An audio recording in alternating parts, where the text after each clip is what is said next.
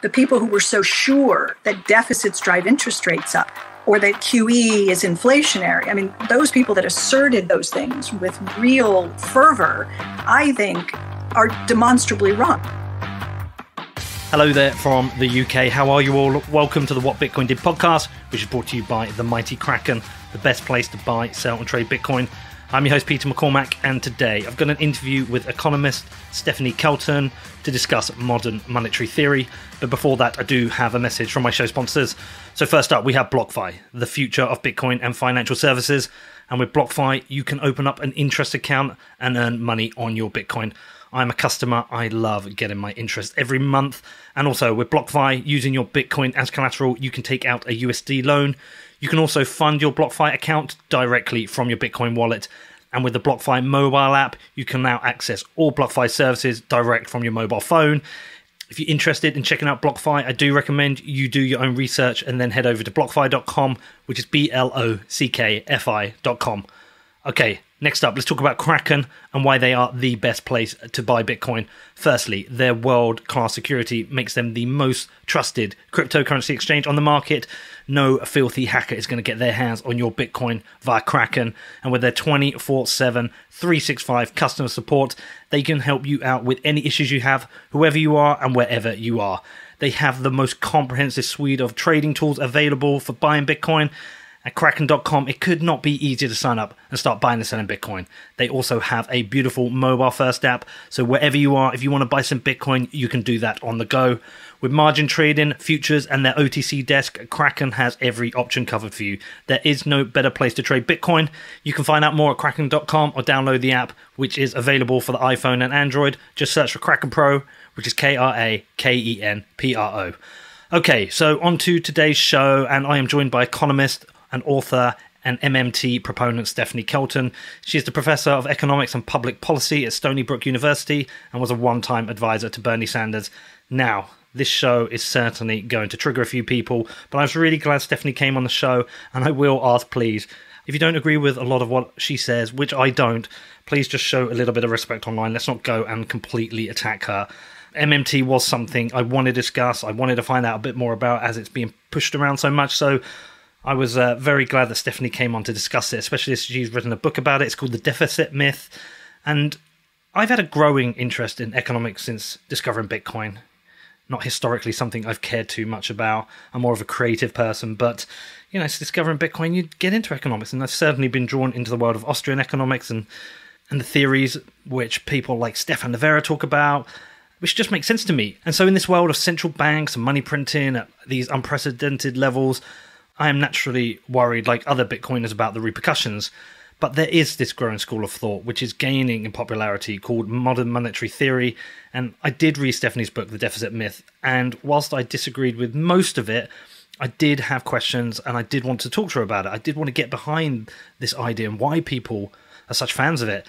So yes, it is very easy just to dismiss MMT and get out there and just start fighting people about it. I mean, I've largely dismissed it myself, but I also recognize we live in a world of governments and central banks, so I want to understand the ideas behind this.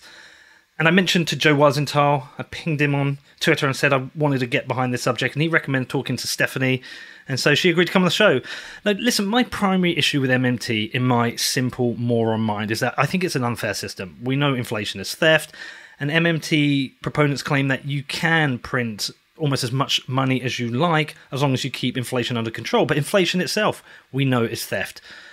My biggest issue, though, is with the incentive structures, because money printing is controlled by people who can use it and abuse it. And that's something I put to Stephanie. But we do live in a world of governments and central banks, and they aren't going away right now. And we've got this weird pandemic, which is having a massive impact on GDP. I think I just saw an 34% drop in the US, 24% in the UK. We know the only way out of this for the government is they're going to continue to print. So if this theory is out there, if it exists, I want to know a little bit more about it. I want to understand why people support it and what the implications are for everyone else. Now, a couple of times in this, I did fill out my depth. As many of you know, I'm not really an economist, and I'm not sure if, do you know what? I'm not sure if I was out of my depth I wasn't confident enough in my argument. So I will be very interested in feedback on this. Please do reach out to me. Tell me what you think I got right, what I got wrong. You can reach me on hello@whatbitcoindid.com. I look forward to hearing from you on that. Also, just on Defiance, got a really great show on Defiance that came out this week. I got Zuby on. We talked about the hijacking of Black Lives Matters. Also, I've got a really cool show starting next week. It's a 4-parter. It's about the rock band, The Ghost Inside. They're actually a metalcore band. They had this accident in 2015, 4-year recovery, and they've allowed me to tell the story. So that starts next week. You can find that all at defiance.news. Outside of that, I love you all. Have a great weekend, and I will see you soon. Hi, Stephanie. How are you? I'm great. How are you? I'm really good, thank you. Thank you for coming on the show. You came under recommendation from Joe from Bloomberg. From Joe, yeah, Weisenthal. He's a good guy. Yeah. Yep. He's been on the show. Okay, so let's get into this. This is going to be a subject which will be controversial in the Bitcoin world because most Bitcoiners tend to be fans of Austrian economics and not particularly fans of MMT. Yet we are in a world of MMT. It's not something I fully understand.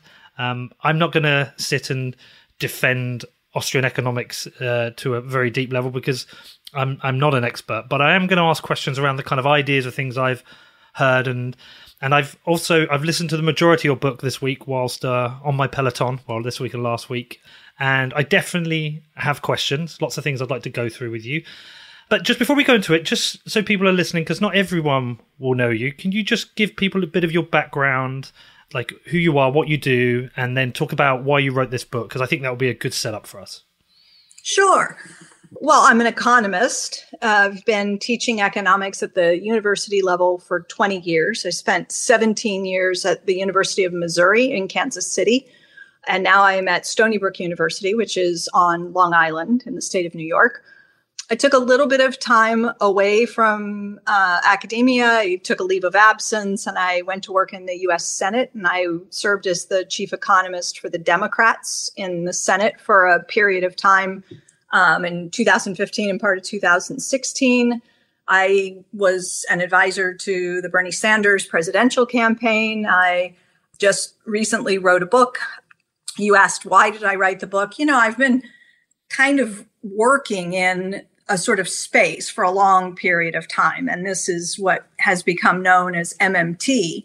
And, you know, I just wanted to, I always try out Twitter. Twitter's like the place where I go to test drive the way that I like to say things. You know, I think communication is really key. And you can get that instant feedback on Twitter if you found a way to phrase something that really resonates and helps people see things more clearly. It's like, you know, you immediately know you've kind of hit a gold mine with a certain phrase or whatever. So I don't know. I think that I feel like in many ways I wanted to communicate with the broader public. You know, as an academic, you write research papers and you communicate with a certain audience with your scholarship. But there's this broader public out there who's so misinformed, I think, about a lot of issues that are really important. And I wanted to give them an entry point into the kind of work that I and other MMT economists do that would be, you know, really just accessible. Somebody could pick up this book with no prior training in economics. In fact, it's probably better if you don't have it because there's less unlearning that you have to do. No fancy mathematical equations to get in the way, scare readers off. And so I just wanted to see if I could write a book that would help empower people to take place, you know, to take part in the discourse around public policy and a lot of the issues and kind of protect them from the myths and misunderstandings that they're bombarded with by media and politicians and so forth. And do you get stuck in some of the Twitter warfare at all? I don't. I mean, I really don't think I do. You know, I've been on this kind of hell site for a long time. And like I said, I find it useful in a lot of ways. There are obviously flamethrowers and, you know, people who get very aggressive. And I've just always tried to avoid engaging with people like that. I'm happy to engage in debate with, you know, honestly interested people, you know, who are treating the ideas, you know, fairly. They have genuine questions. I want to try to provide answers and so forth. But now there's obviously, you know, a lot of, like, for the same reason that one should never read the comments section of the New York Times, you know, there are just certain things you don't live in your mentions, or, life is probably going to be pretty unhappy. Well, I'm going to treat this fairly. I want to listen. I've got questions.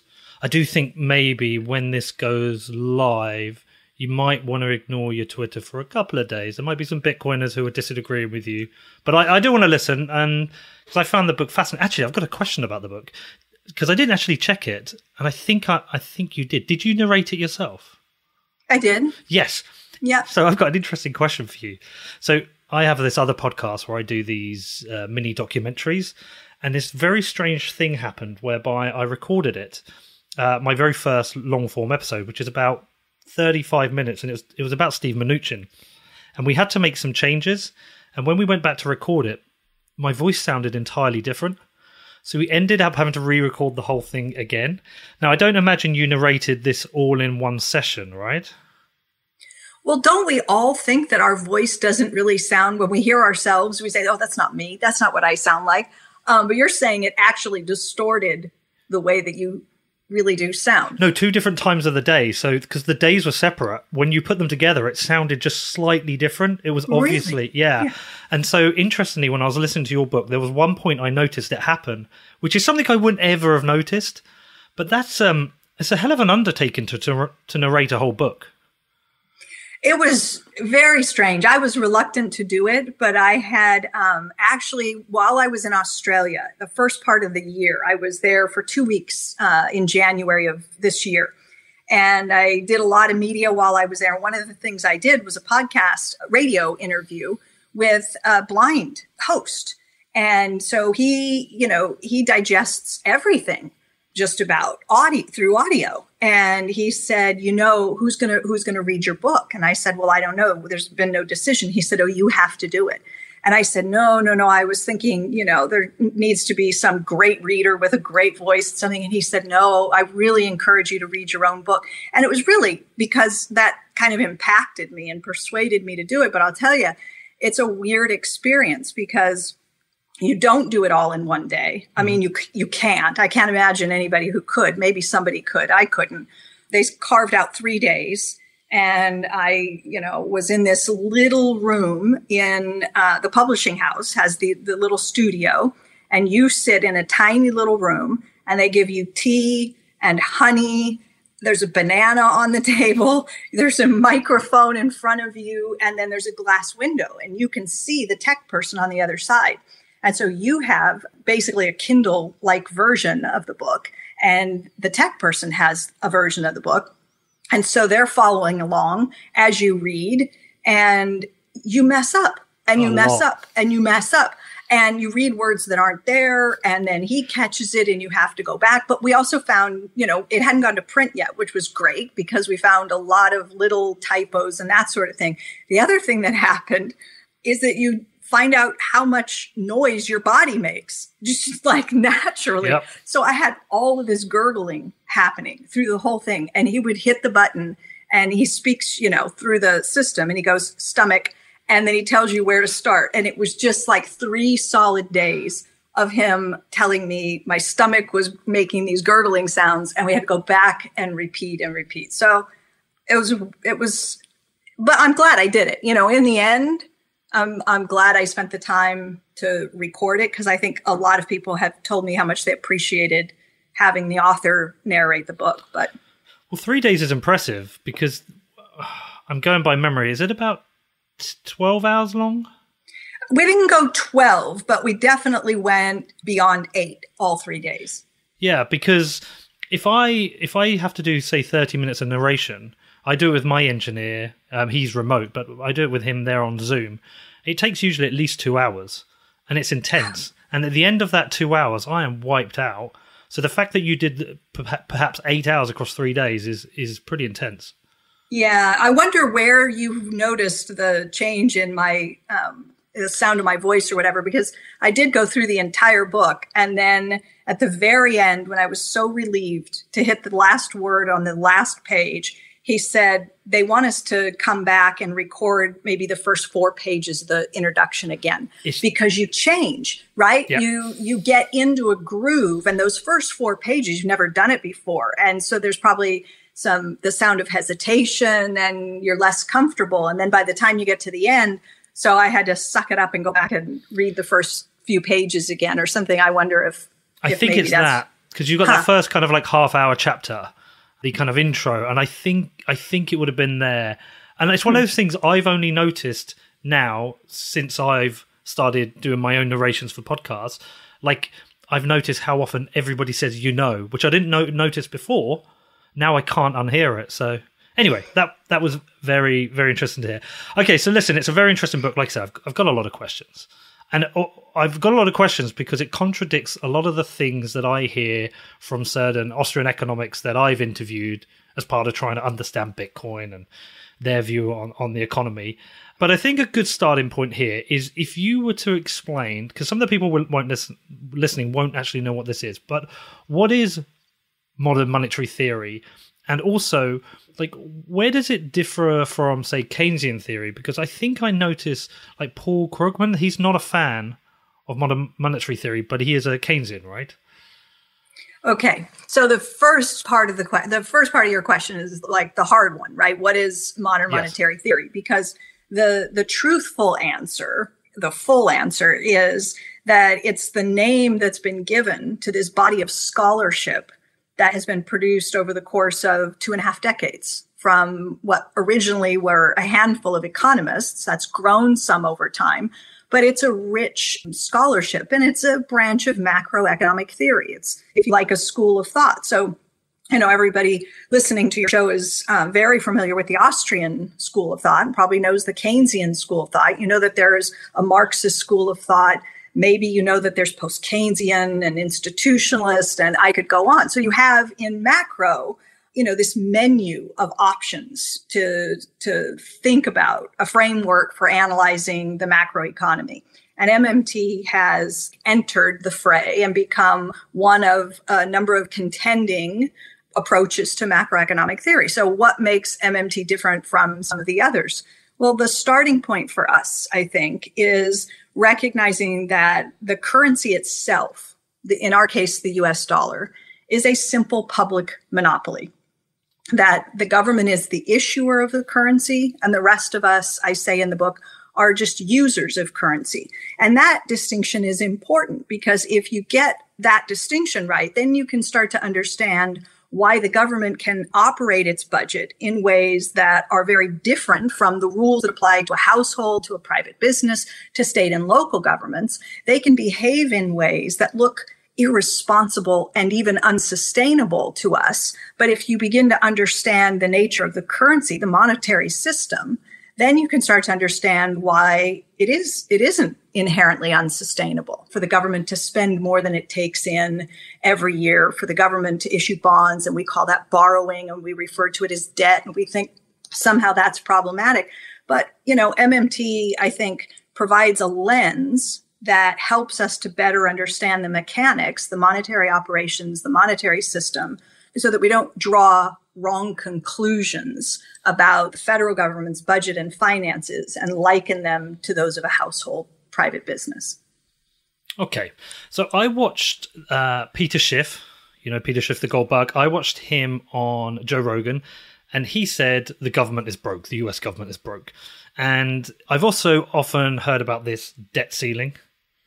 It seems to exist, this scary debt ceiling that then seems to get raised. It's almost like they raise the level of the house. So, can you explain why the debt ceiling exists and then why it's not necessary? And you also don't agree that the government is broke, right? Yeah, I don't agree that the government is broke. I mean, I think all evidence to the contrary. Sort of, if we were broke, we wouldn't have Congress spinning out multi-trillion-dollar spending bills, left and right. We're on the cusp of another one here, maybe any minute, any day, any week. That is not the kind of thing that you do when you are penniless and, incapable of spending. So no, I don't think that's correct. The debt ceiling is like this anachronistic thing. It is a way that first of all, it's important to say it's a self-imposed constraint. It's something that exists because Congress put it there. It's something that can go away if Congress removes it. Currently, the U.S. has been operating without the debt ceiling in place. So right now, it is not there. Okay, Congress made it go away. They may one day bring it back. I hope they won't. But if they do, it's a way of saying, I want to check myself periodically. So, here's why it doesn't make sense. Because when Congress authorizes legislation, like let's take for an example, the $2.2 trillion CARES Act, which Congress passed in response to the coronavirus and the economic meltdown. They said, okay, the House, the Senate, everybody came together, $2.2 trillion, so-called in this CARES Act. That is Congress making a commitment, right? That's Congress saying we're going to spend $2.2 trillion. Now, if something happened in the interim and the debt ceiling was in place and a point was reached where you were going to butt up against the debt ceiling, that is Congress saying, I want a second chance to think about the prior commitments I've made. You've already authorized the spending. So now it's like coming in after the fact and saying, well, I don't know if I want the Fed to clear those payments. I know I committed to making them, but I'm not sure I want to go forward. So it's a pretty counterproductive thing to do. We're one of the only countries in the world that operates with a thing like this in place. And like I said, it's not there now. Mm-hmm. In the UK, we've had, ever since the 2008 crisis, especially under the Conservative government, we've had what was known as like austerity, which was very unpopular. It seemed to be a number of programs that affected the poorest in society worse. We had this thing called this bedroom tax, whereby if you had a social property and it had 2 bedrooms and you only use one, you were taxed on it to try and encourage people to either use that room or move out. And a lot of very, very tough programs, but the idea was to bring down our deficit here. What I found quite interesting in your book is that you talked about a deficit being a good thing. So can you talk me through that? Yeah. So the way I like to say it is that every deficit is good for someone. Okay. Every deficit is good. So the question for me and then is, well, for whom and for what? Right? So the deficit is nothing more than the difference between 2 numbers. That's what it is, right? We measure it every year and we say, okay, one number is how many, in your case, British pounds the government spends into the economy. And the other number is how many British pounds is the government subtracting out of the economy, mainly by taxing people. Okay, so it's the difference between those numbers. If the government adds more dollars in, spends more dollars into the economy, then it subtracts away. We label it a deficit. We say the government has engaged in running a fiscal deficit. And people recoil. They say, oh my God, why are they mismanaging their finances? Why can't they live within their means? Blah, blah, blah. We rail against the deficit. What we forget to do, what we fail to recognize is that if they put 100 in and they only take 90 back out, somebody gets 10.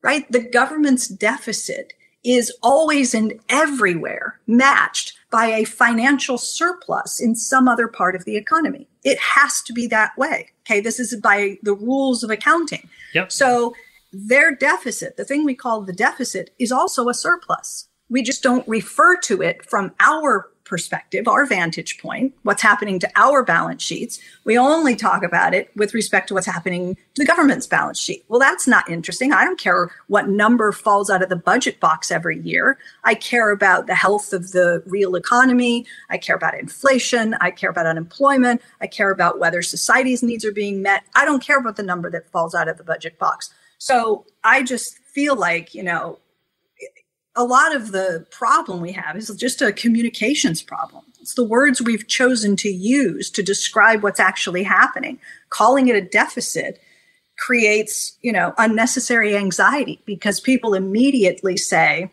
wait, deficits are bad, right? If I turn on the TV and I see my football team down by, 2 goals. And I say, if Arsenal's going to pull this off, they're going to have to overcome a 2-point deficit against Liverpool. Well, the deficit is bad.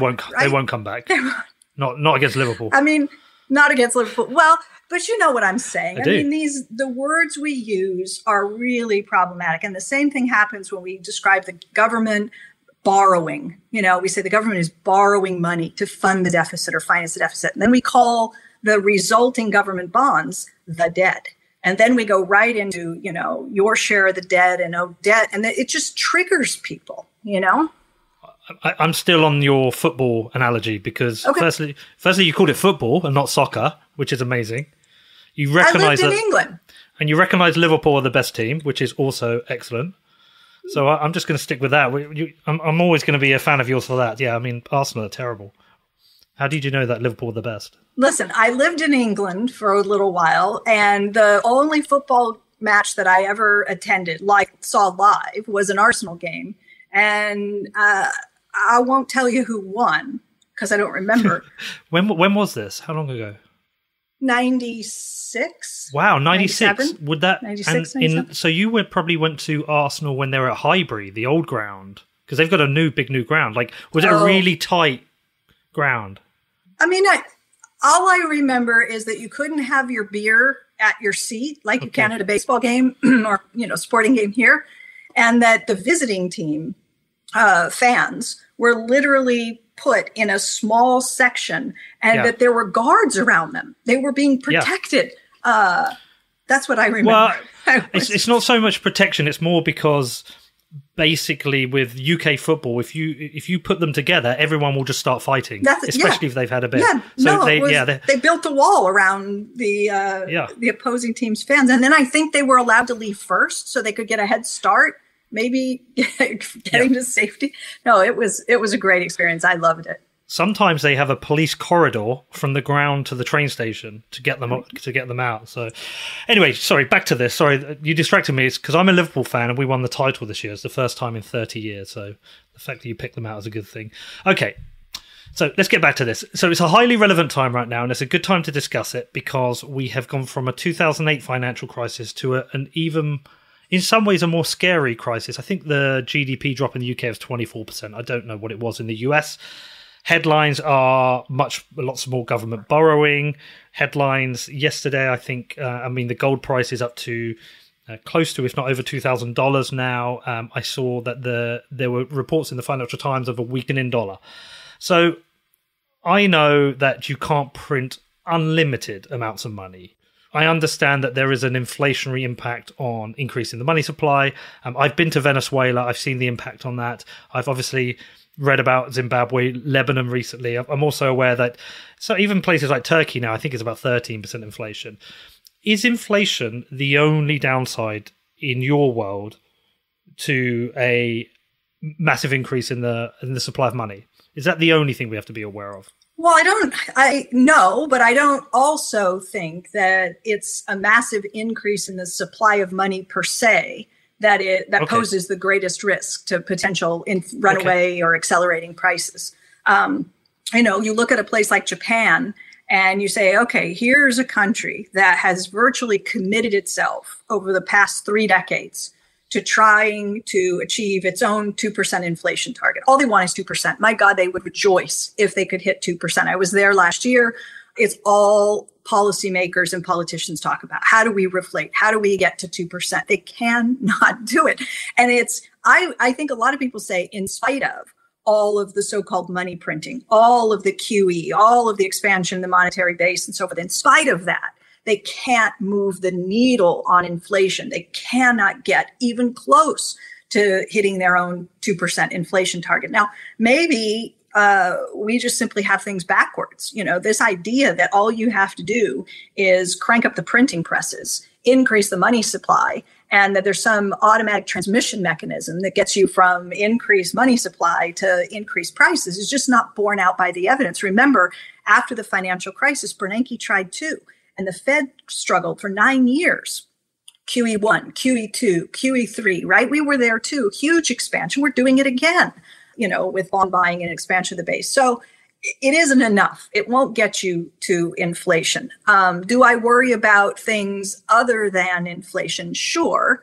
But MMT tries to emphasize that the relevant constraint in all of these discussions that take place about public policy, government finance, you hear people say, oh, President Obama, Peter Schiff, you mentioned, right? We're running out of money. We're going broke. No, we're not. Okay, that's bad logic. But can we spend too much? Yes.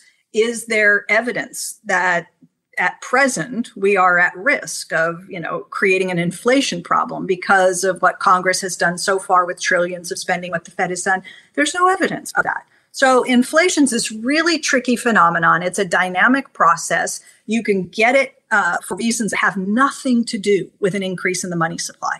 Nothing to do with that, right? Look at, for example, Milton Friedman, right, would say inflation is always and everywhere a monetary phenomenon. And it became described as too much money chasing too few goods.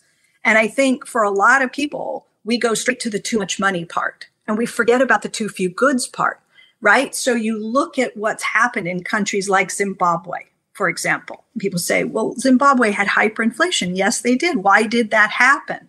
And people think, well, the government must have just printed a lot of money and it created hyperinflation. Well, no. What actually happened is that this guy, Robert Mugabe, came to power and he, wanted to reward the freedom fighters. He took land away from the whites who'd been farming land for forever and redistributed and gave land to the blacks, to freedom fighters who didn't know how to farm the land. You have massive food shortages. All of a sudden, you're an agricultural economy. You got to feed your people. You're not growing the food, a massive collapse in the supply of food. Now you're trying to import food, but nobody wants your currency, so you have to buy foreign currencies. The value of your currency collapses as you're trying to import food to feed your people. So the point is, there's a lot going on in Zimbabwe that goes way beyond printing money leads to hyperinflation. You have a collapse of the productive capacity of the supply, and that can easily create, an acceleration of prices. Okay, so I guess what you're saying there is an increase in the money supply alone doesn't guarantee hyperinflation, but if that happens alongside, a cut in productivity, that could lead to a higher inflation. So would you say at the moment we are at a risk of that because we have significant parts of, especially here in the UK, significant parts of our economy have been locked down. Some parts are coming back. And I think there's going to be some interesting side effects on that. So, for example, if you go to the pub now, you have to book in and you have to be sat at a table, whereas you could be able to stand like 2-3 people deep at the bar trying to get a drink. So these bars have a lot less customers. Naturally, they may have to raise some of their prices. So could the lockdown and the stimulus package lead to, is that a scenario where we could have higher inflation?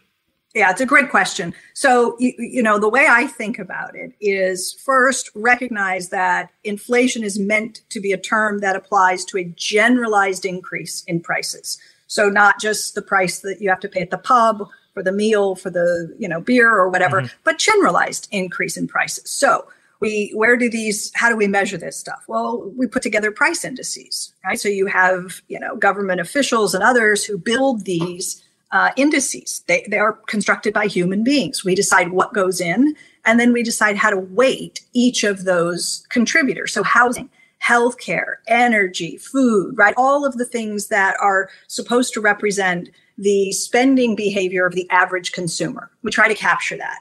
And then we track the movements over time of those individual consumer goods and how the prices are changing.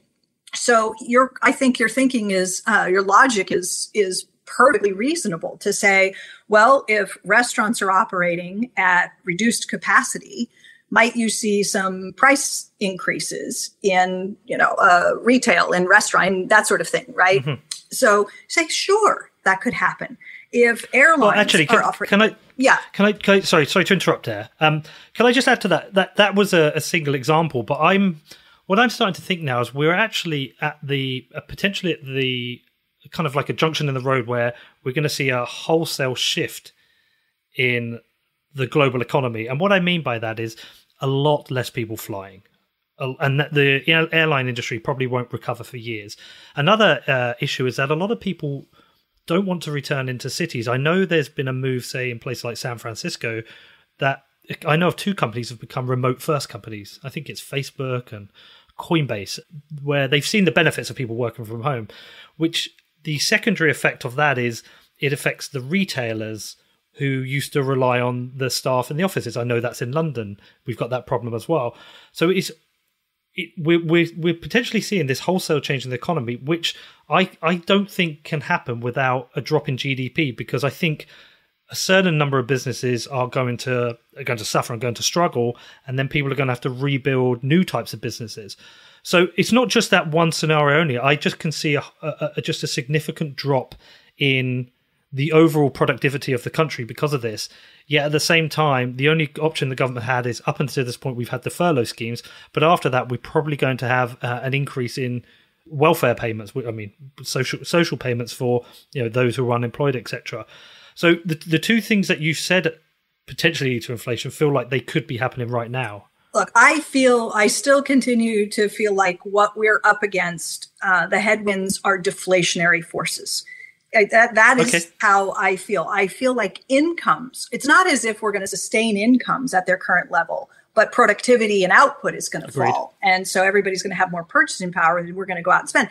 Incomes are collapsing. Unemployment is likely to remain high for a very long period of time. I see every day people who are being told, well, your salary is being reduced. Yeah, you're going to keep working, but you're going to have a pay cut. Well, how much are you going to consume when your pay is cut by 10 or 20 or more percent?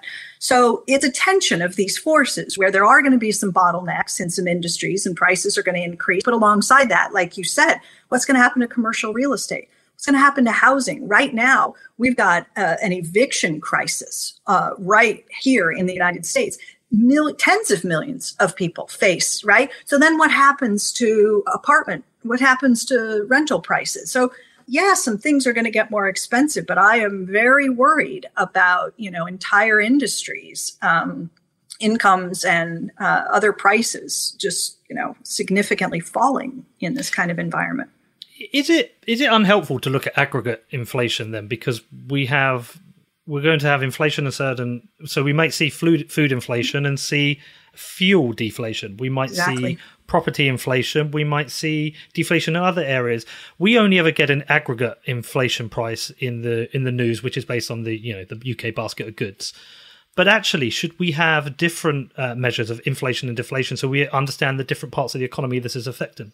Yeah, and we do, right? I mean, I know there are different measures of inflation. Mm-hmm. Sometimes we strip out things that are considered volatile like food and energy. Sometimes we leave them in. The Fed likes a measure called core PCE, personal consumption expenditure. Other people think of CPI, or we have producer price indices and GDP deflation. So we got a lot of different things. But you're right. I mean, if energy prices continued to remain low. I mean, we had a period of time where oil was, it was like so cheap to buy oil. They were making money on storage, So energy prices could collapse, but at the same time, healthcare prices could spike because, private health insurance companies could be raising premiums, which they are.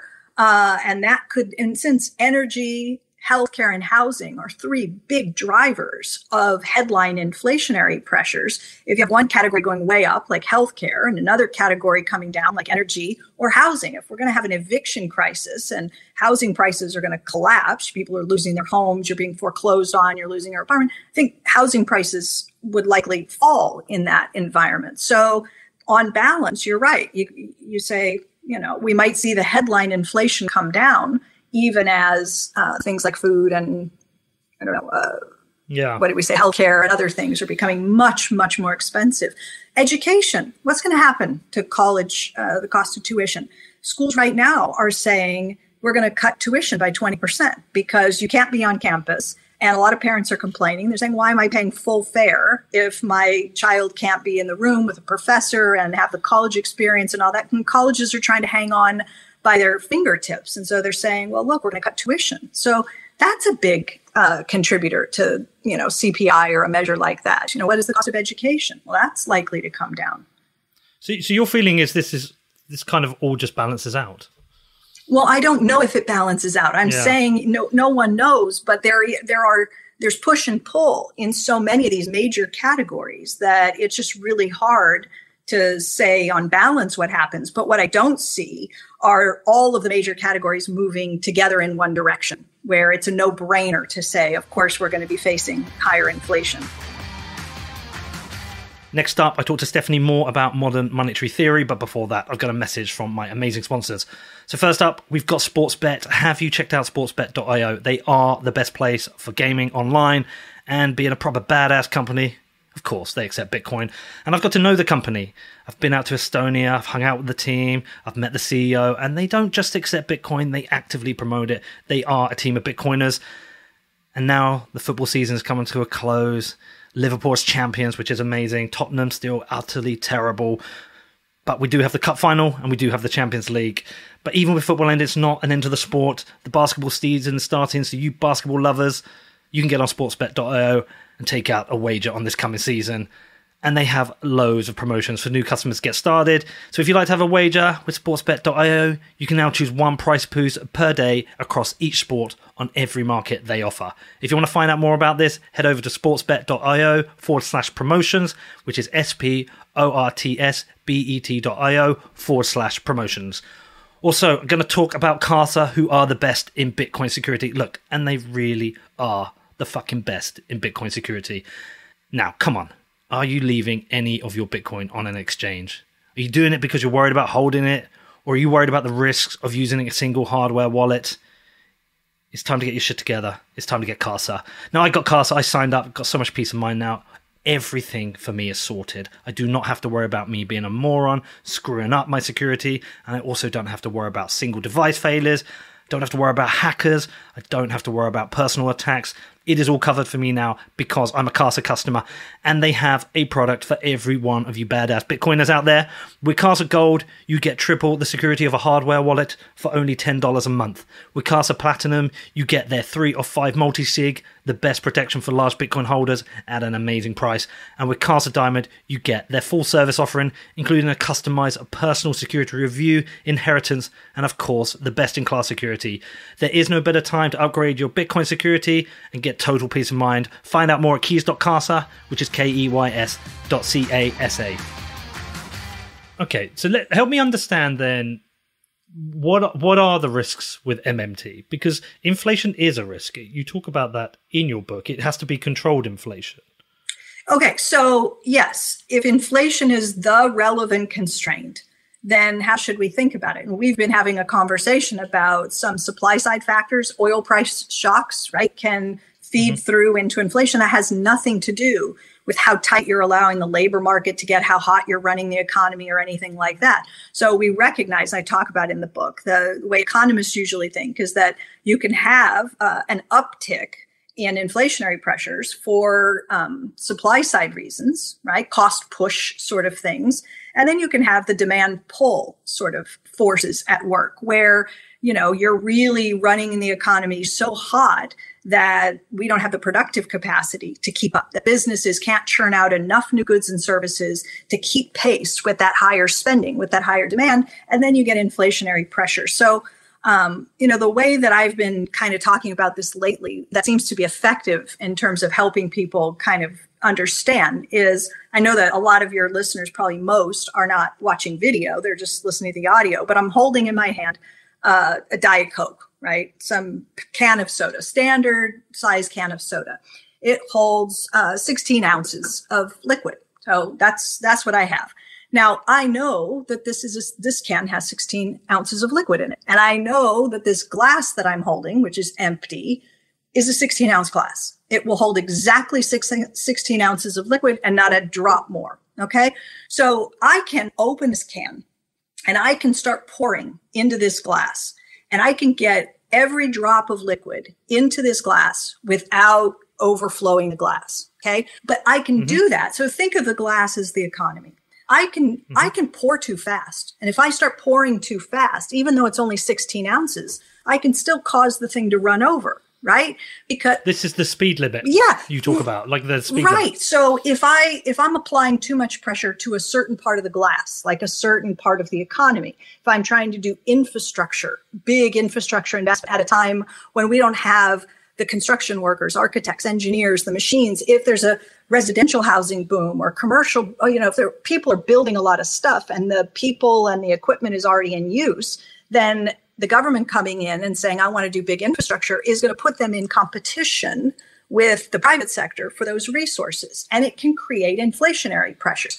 What I'm saying is I can watch what I'm doing and I can pour the liquid in. And when I see, like I do right now, you can't see it, but I can see it starting to bubble up. So I back off. I stop pouring. Right. I wait until the foam goes down. And if I manage it all just right, then I get it right to the top of the lip. Nothing drops out, nothing spills over, and it's beautiful. Look, the real world is messier than that. Okay, we can't of course, yeah. look at the economy in the same way I can look at this glass and know exactly when to pull back and how much space I have. So what do we do as economists? What do we do as public policymakers and others?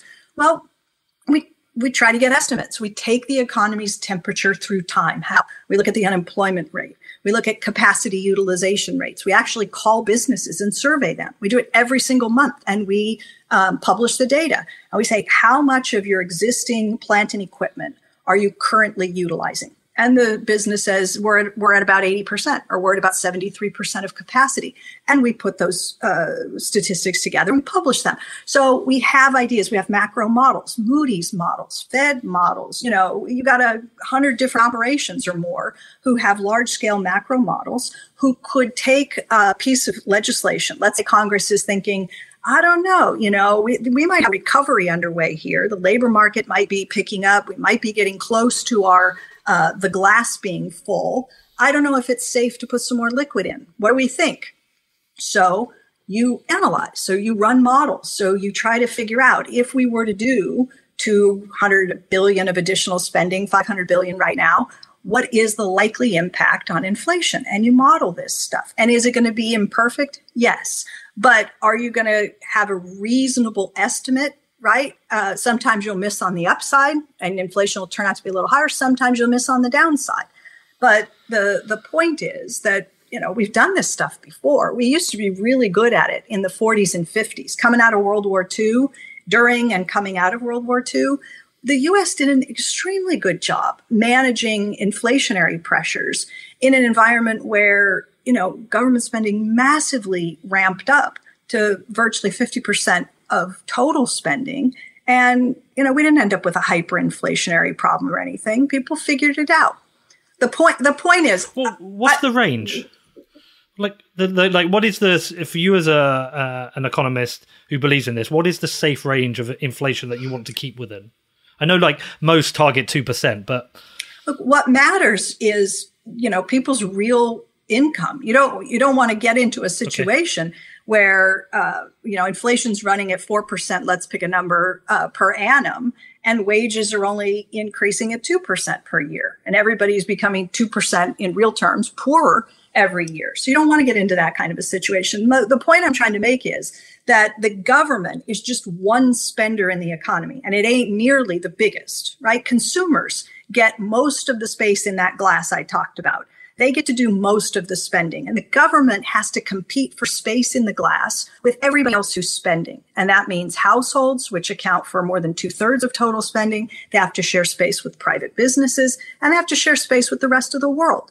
So if you want to apply more liquid, you have to try to get a sense of whether the glass can safely accommodate the additional liquid that you want to put in, the spending, right? The additional spending you want to do, and recognize that that isn't going to be a 16-ounce glass forever. It will be an 18-ounce glass, and it will be a 20-ounce glass. That some of the spending that's done, the private sector, right, through innovation, R&D, improvements in technological know-how, more capital equipment, that grows the size of the capacity over time. Government can make certain investments that also enhance the productive capacity of the economy over time. So pretty soon, you know, we can pour 18 ounces into the glass without a problem, or 20 ounces, you know? Okay, so I get what you're saying. This is very much macroeconomic theory. And I guess if I was looking from the angle of the Austrian economists, one of the things about it is that potentially, whilst this works at a macro level, on an individual level, this may be unfair. So one of the things, there's this website. Have you seen this website? It's basically what the fuck happened in 1971. It talks about what happened. It's got a lot of charts since the US came off the gold standard. And it highlights things that, for example, that productivity has increased since 1971 by 246%, but compensation has only increased by 115%. And there are also the people that point to the fact that whilst MMT as a like economic theory will keep the economy growing, potentially it drives greater inequality, because what ends up happening is the new dollars end up going to those who need it the least, and those who need it the most don't tend to see it. And that also, one of the things you talk about, sorry, I'm throwing a lot in here, is that actually the real reason for taxation is fairer distribution of income. It's not that so much the government need it, but inflation tends to be an unfair tax, because some people will say inflation is essentially a hidden tax, and it's an unfair tax. Do you understand those criticisms? Well, I don't even know that they're criticisms. I think most of what you just said, most, not all, is more or less true. It's not criticism of MMT. The recognizing that worker productivity, the trajectory has gone like this, while the real median wage has gone like this. I'm showing one, increasing over time and the other kind of flatlining. Yeah. That's just a reality. That's just what the data tells us. Now, some people will interpret that to say, wow, what changed in 1971? If you look at the Economic Policy Institute, EPI, they are probably the ones who put the chart out that this person or this website is using to refer to this, because they either popularized, I think they started the thing. But EPI will give you very different reasoning for that divergence of real median wages and worker productivity. EPI economists won't say this is because the U.S. went off the gold standard. EPI economists will look at this and say this is down to a lot of things: the decline of the manufacturing base, the decline with that of unions that were there to protect workers' wages and to fight for those wage increases, and globalization. And they'll layer on, another 6 or 7 reasons to explain why that picture looks like that, as opposed to just saying, oh, that's when we went off the gold standard. That must be what wrecked everything. But is it true that deficits can be used to deliver that financial windfall that we talked about earlier to people who least need the help? Sure. That's what I would argue. That's what the Republican tax cuts did. Okay. So the Republicans came in December of 2017, passed these massive tax cuts, corporate income tax and personal. 83% of the benefits on the personal income tax side went to people in the top 1% of the income 1%, distribution. Yeah. So when I said every deficit is good for someone, that's true, right? And Republicans understand this. They know that increasing the deficit will increase somebody else's surplus. They just want to direct the flow of the financial savings, the surplus, to the people who, they care most about helping. And that happens to be people who least need the help. But look, if we operated the budget differently, we could have added the same $2 trillion to the deficit, but diverted those financial surpluses into the hands of people who most need the help. Now, the other point you raised is, does it end up going to the rich anyway? So if you help a poor person and all they have to do is pay their payday lender back, or their landlord, or they're struggling, it's just churn. It passes right through their hands and goes to Jeff Bezos or somebody like that. Okay.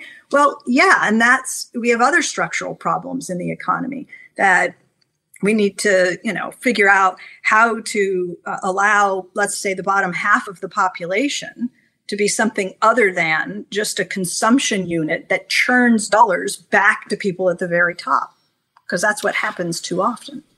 Yeah, I guess one of the things I struggled with, because it's good timing to do this, because I did a 4-part series about Steve Mnuchin, and it started out trying to understand what happened post 2008 financial crisis, when he started the One West Bank and essentially built this foreclosure machine. So what I ended up doing was I had to actually go back and study what happened in the Great Depression and what FDR did with housing policy. And then I jumped forward and I looked at when Glass-Steagall was essentially, I wouldn't say repealed, it was more like neutered. And that was campaigned for under Reagan, but actually happened under Clinton. And then the economic crisis happened under Bush, and a lot of the stimulus afterwards came during Obama. So it felt like actually a lot of the, how would I put it, malinvestment by the government it has been by both parties.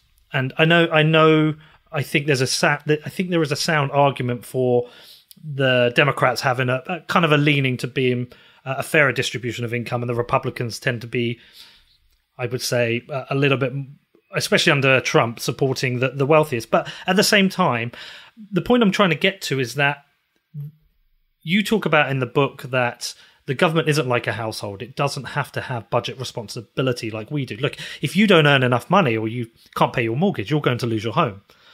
And you have to make sure it happens. I do the same. I have to make sure I can buy food for my children. But I wonder if actually government does need that kind of budget responsibility, because the incentive structure for those in power is to support the wealthiest friends and also potentially invest in. I mean, as I understand it, the US came off the gold standard to fund the Vietnam War, which I think we all agree was a disaster. But also at the same time, perhaps now there's an incentive for Donald Trump to misuse the deficit to keep the stock market high because he's got an election coming. So I guess the general thing I'm trying to say is that the incentive structure for those in power is to misuse this ability. You perhaps have a very solid argument, economic argument, how MMT can work if it's used ethically. I just don't think the powers that be use these things ethically. Well, so first, I will say that MMT works as a description, because the first answer I gave you about MMT is that it's a framework for analysis, right? It's a lens. So it works because it helps us to understand the monetary system, the nature of government finance, and so forth. That is not to say, and I say it many times, I think, in the book, that doesn't mean that the currency issuer can't abuse the power of the purse. And you just ran through a series of examples that span decades where you say, I don't like what they did here and I don't like what they did there. Well, I don't like it either. But MMT didn't make that happen. We didn't come around until, the mid 2000s or whatever. So, we can't really finger MMT and say, this is the kind of thing that will happen when your thinking takes hold. This was, Cheney said, Reagan-proof deficits don't matter. So the budget was being used aggressively in the 80s, the deficit, to massively increase defense spending and to do big tax cuts. Those are two things that Reagan did. MMT didn't make it possible. The nature of the monetary system made it possible. And look, it's a democracy. So we elect officials. We know there's a problem with money, with finance in, terms of our electoral process, the influence of big money in the political system. Now we have entrenched it with Citizens United. So yes, got a lot of people who are elected, in theory, to be representatives of the people in their districts and to do right by them and to promote the public interest and serve the public purpose and so forth. And they get to DC and then they find, for a variety of reasons, that they are casting votes that are not largely aligned with the interest of the people who put them there, but instead serving the interests of, the powerful and the wealthy and so forth. So we know that happens. And so what is the answer to that? It's got to be in the political process. It's not in the economics. It's in the politics. It's in the political process. But can you separate the two? Really? I mean, because it feels like supporting MMT comes with an acceptance that there will be malinvestment by those who get to increase the deficit and spend the money. So how do you change that? How do you have budget responsibility? Well, so I tried in the last chapter of the book to tackle this question, this exact question. And who did I write this book for? I wrote this book for people. I wanted this book to empower regular people so that when your elected official comes back to his or her district, okay, I'm a voter in Kansas. My congressman comes back to the district and stands before, some subset of people who elected him and sent him to be a member of Congress. And I start saying, why aren't we doing more too? And I lay out the concerns that I have about our economy, my well-being, my perceived, right, whatever. And I say, why aren't you voting for this stuff? Why aren't you doing something to solve these problems? And he says, look, I agree with you. I wish we could do more, but we got this deficit. We got this $24 trillion debt. We are broke. We can't do that. That is my answer to your question. It's, The accountability has to come from us. And as long as we are misinformed, as long as we believe them when they say, listen, I can only use the budget to do tax cuts for the rich because I was trying to grow the economy. I can't afford any of this other stuff. So how do we get better budgeting? How do we get a better use of public money? Because it's federal money. I mean, people talk about taxpayer money and all. This is not taxpayer money, okay? It's federal money. It's our money. How do we get more transparency, better accountability from our elected officials? And I think part of the answer starts with the rest of us understanding the nature of the money itself, right? What are the limits? What are the constraints? What can we legitimately ask of government? And what are the constraints? And let's start just improving the political discourse. Let's have a better debate.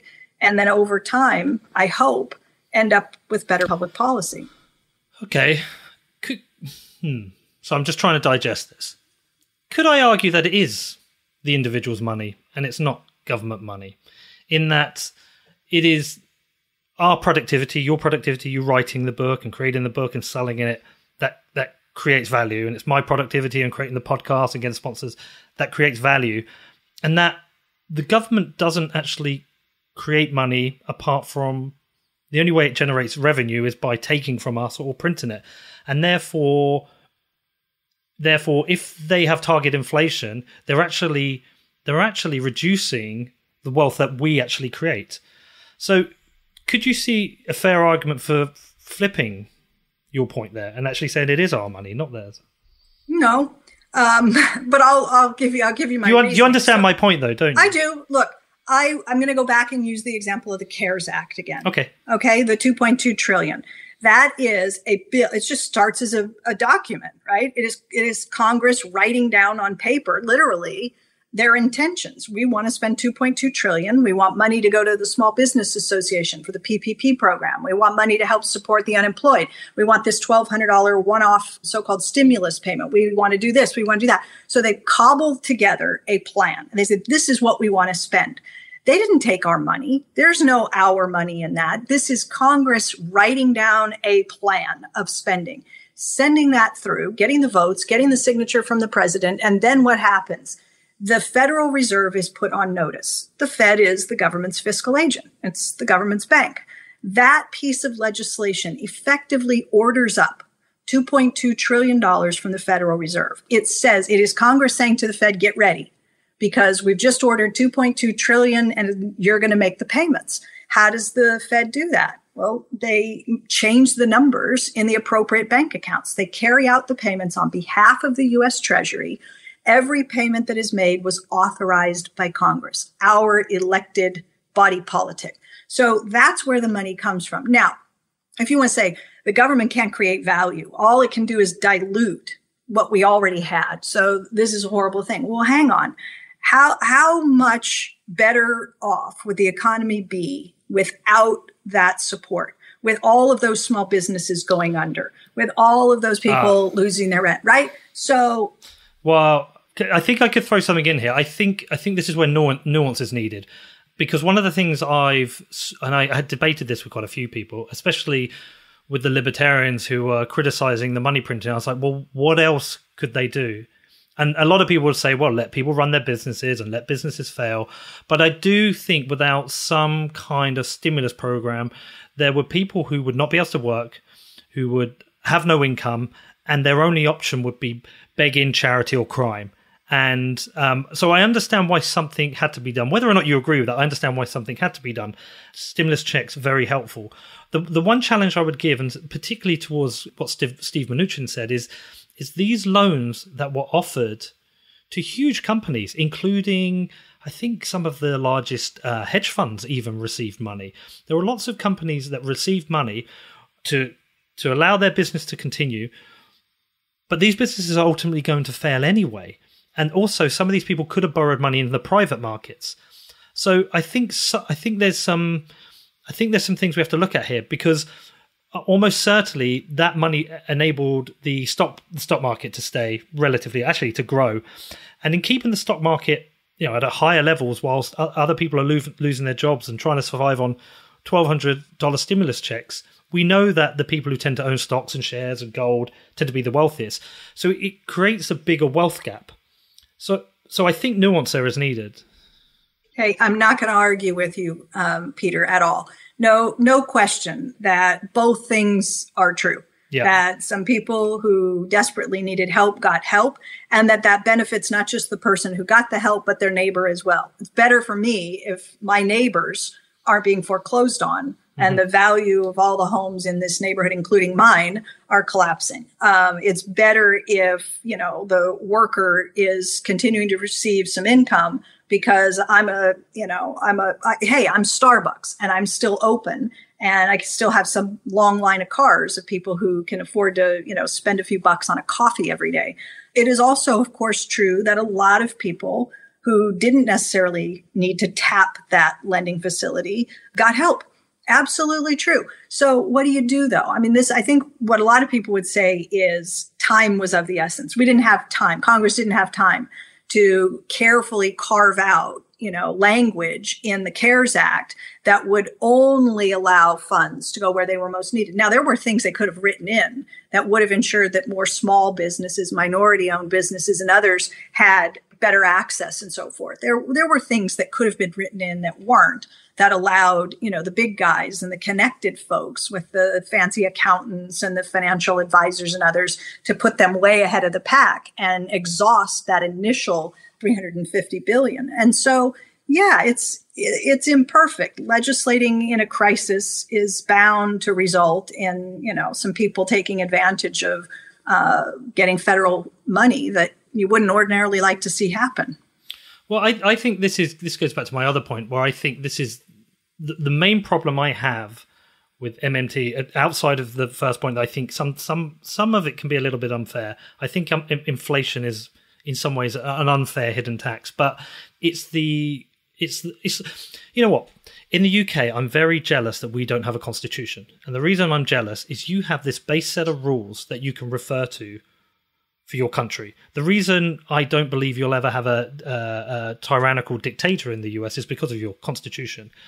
And the great thing about the constitution and the forefathers, from the limited amount I've studied it, is they understood the weaknesses of man. I say man and women, but they understood the weaknesses of humans and our own flaws. So they built a constitution around that to protect against that.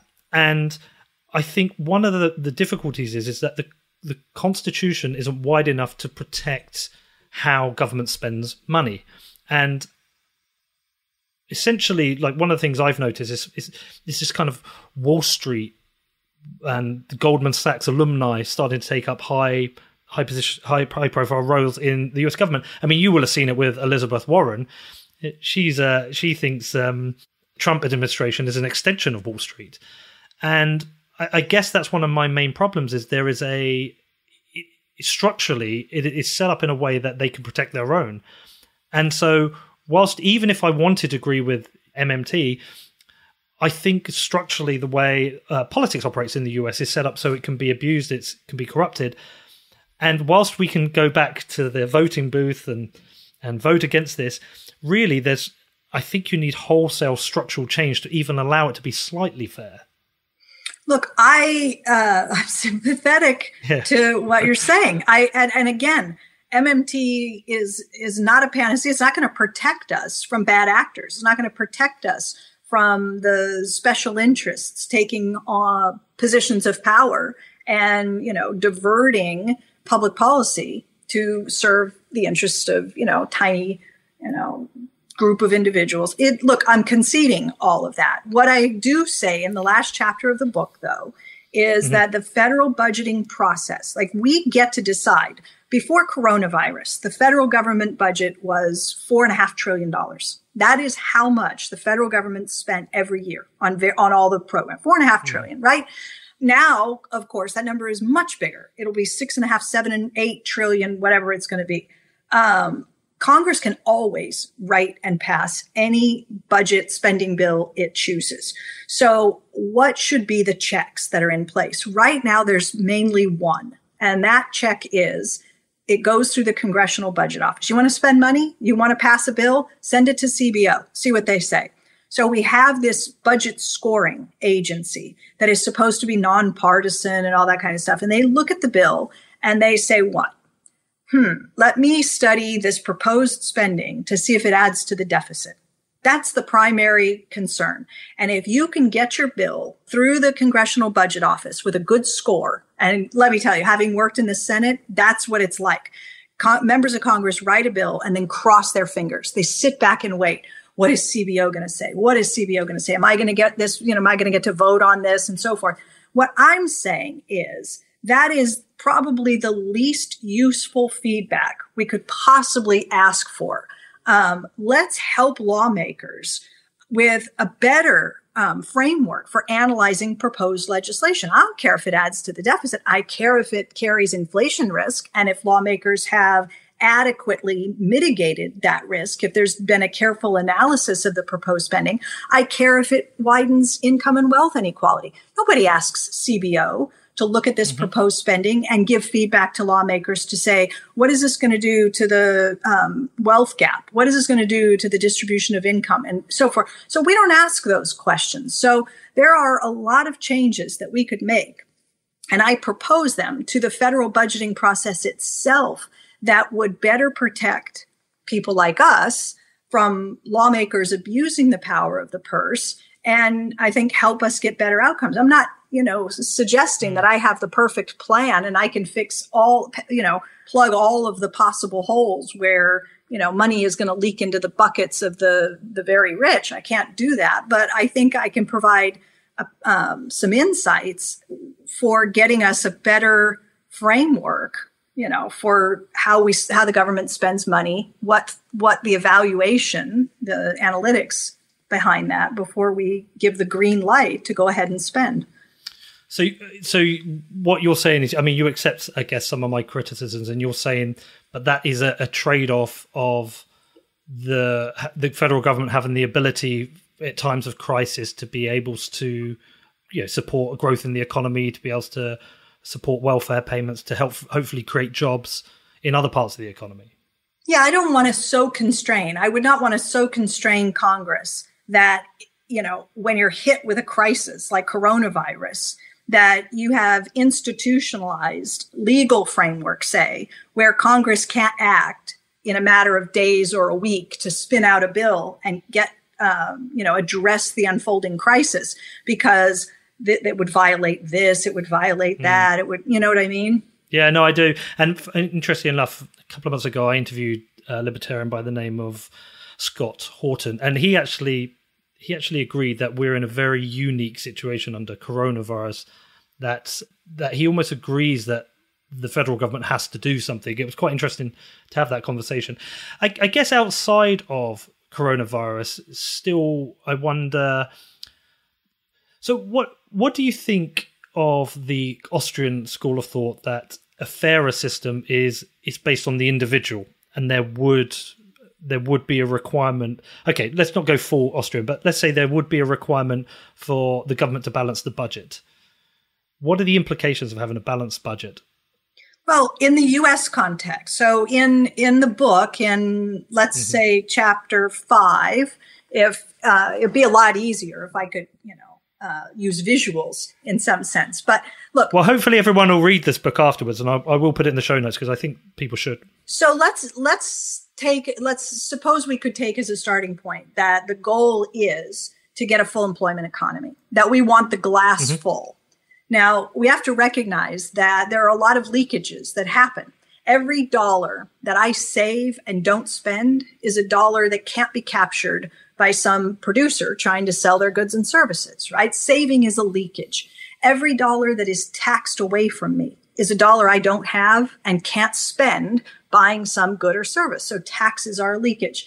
And every dollar that I spend buying goods or services produced abroad is a dollar that can't be captured by some U.S. producer who is trying to earn a revenue, turn a profit, and stay in business. So it leaks out of the U.S. economy.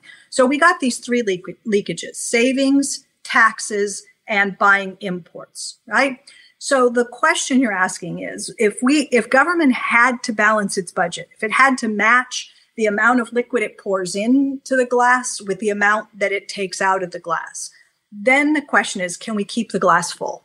Can we keep the glass full? How can we keep the glass full? The private sector as a whole normally wants to be in a position where it is net saving, where it is spending less than its income. So it's not filling up our glass sufficiently because it wants to take some of those dollars and leak them out, saving. The rest of the world doesn't buy as much from us as we buy from them. So dollars are going out of our glass and filling somebody else's bucket. So that's all lowering the water level in our glass. The only way to keep the economy at full employment, given the desire of the rest of the world to net save dollars, that's why they're net exporting to us. They want to earn our currency and save it. And the desire of the private sector to net save, to spend less than its income. The only way the output gets sold is if somebody provides an injection. There has to be somebody who's willing to spend more than their income to allow everybody else to spend less than their income. So that is the macroeconomic logic that tells you what happens if the government balances its budget. It means chronically, given the saving desires of the other two parties, the rest of the world and the private sector, you're not going to have a full employment economy. But I would argue that saving is a positive. It's a positive for people to save, and it's a negative that the value of the money they've saved is debased by inflation. And also I would argue also that if we're encouraging people to spend, we're not building a sound, solid economy based on high quality production. We're actually incentivizing the production of kind of cheap crap. Oh, look, that doesn't necessarily follow. Of course, saving is good at the individual level. I want to try not to spend all of my income. I would like to try to set something aside, save for the future. I don't want to work for every day for the rest of my life. So at some point I'll stop working. My wage income will go to zero, and I'd like to have some savings set aside. But recognize the point I made, which is every dollar I choose to save and not spend is a dollar that isn't captured by some seller of output. So if I take my take-home pay and I just say, my husband and I sit down and we come up with a budget plan and we say, you know what, we're going to start saving 10% of our income. We've been saving, let's say 5%. We're going to double that. So we're going to save more every month. That's great. That puts us in a more secure position to pay college tuition in the future, retire, whatever. But if everyone in the economy tries to accomplish this, tries to spend less and save more, then it, I hope, is pretty clear that you are reducing aggregate expenditure, which means that the output doesn't get sold, right? A lot of businesses are going to lose customers. Capitalism runs on sales. You can't make spending the enemy of capitalism because that's what our GDP is, right? It's nothing more than a measure of the total number of dollars that are spent on newly produced goods and services in the economy in a given period of time, like a year, right? So spending is the engine here. Does that mean that everything people spend money on is, high quality, whatever? No, go to the mall. You see the kiosks with the little squishies and all the little fidget spinners. And there's a lot of crap out there that we're spending money on. But if somebody's buying it, then that must be a reflection of the value that they place on this fidget spinner for one godforsaken reason or another. No, I understand. We've got fidget spinners all around our house somewhere or another. But I think the point I was trying to get to is that isn't it a case that if we all save 10%, that increases the scarcity of the dollar, therefore increases the value of the dollar? No. So what I've learned about this is wrong. I think so. Because I would have thought that the dollars don't go away. They just sit. Why would it increase the value of the dollar? Because I would have thought in my world is that if it's hard, if I'm really don't want to spend my dollars or pounds, whatever, I really just want to look after them. People have to produce. They have to produce things that I really want to buy. So the quality of production of items goes up. Perhaps the value of items goes up. But I'm by the way, I'm hugely out of my depth here. but as I understand it, this just comes down to simple supply and demand. If the supply is constricted, then the value goes up. Yeah, I just don't think it works that way. I mean, we have seen qualitative improvements in the production of a whole range of electronics. And I mean, right? Producers improve the quality or the perceived quality of products over time. At the same time, you get a lot of crap that's produced. I mean, we invent new, but you're not going to get me to. I can give you a good example. I can give you, and this is the only time, because I can use Bitcoin as an example, and I know you're not in that area, but let's just use that as an example. That there's the 21 million Bitcoin. They're limited by supply. I hold on to my Bitcoin. I don't want to spend them, and lots of people do the same. As other people want those Bitcoin, their relative value to the dollar or the pound goes up. Similar to gold. Gold is exactly the same. As more people want access to gold, especially right now, and people aren't willing to sell it, therefore the relative value of gold to the dollar or pound goes up. Therefore, the value of gold is going up. I assume the same would be true about the dollar. If I wanted to, or the pound, if I wanted to save my pounds and dollars, and you did, and I was less willing to spend it, the relative value of that goes up as well. So look, here's a real world example. People say, well, suppose the dollar gets easier to get. Let's say we make the dollar easier to get internationally. The government's running deficits. It's easier to get dollars. Does the value of the dollar automatically go down? And it turns out, there are God knows how many studies, thousands and thousands of empirical studies that attempt to look at what happens to the value of the dollar, let's say in relation to the budget deficit, which makes more dollars available.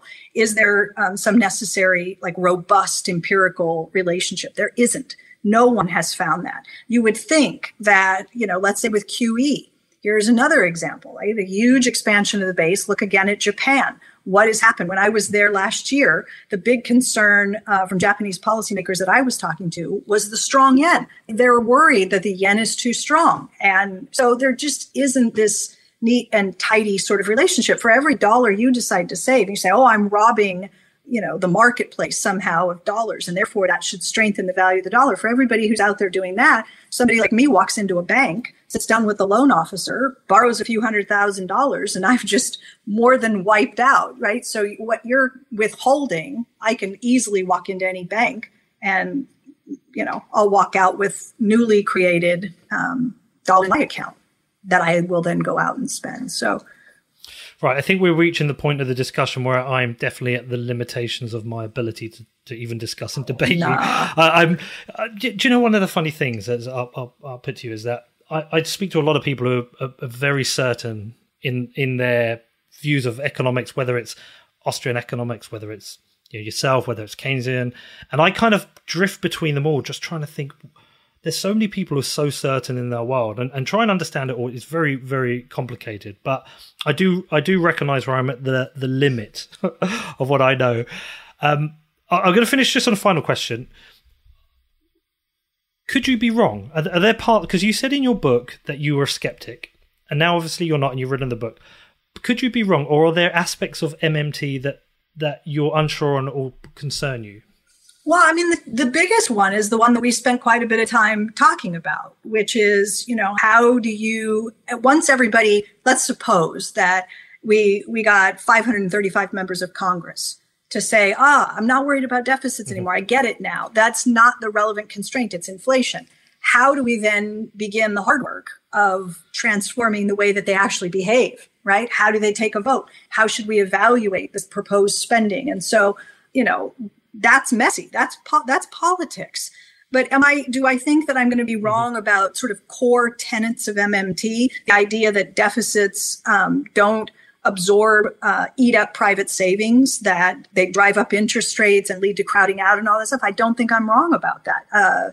I think that the government is going to bounce a check? Do I think that, guys like Peter Schiff who say we're broke, do I think that I'm going to be wrong and that one day we're going to wake up and the for sale sign is going to be hanging on the United States government? No, I don't think I'm going to be wrong about that.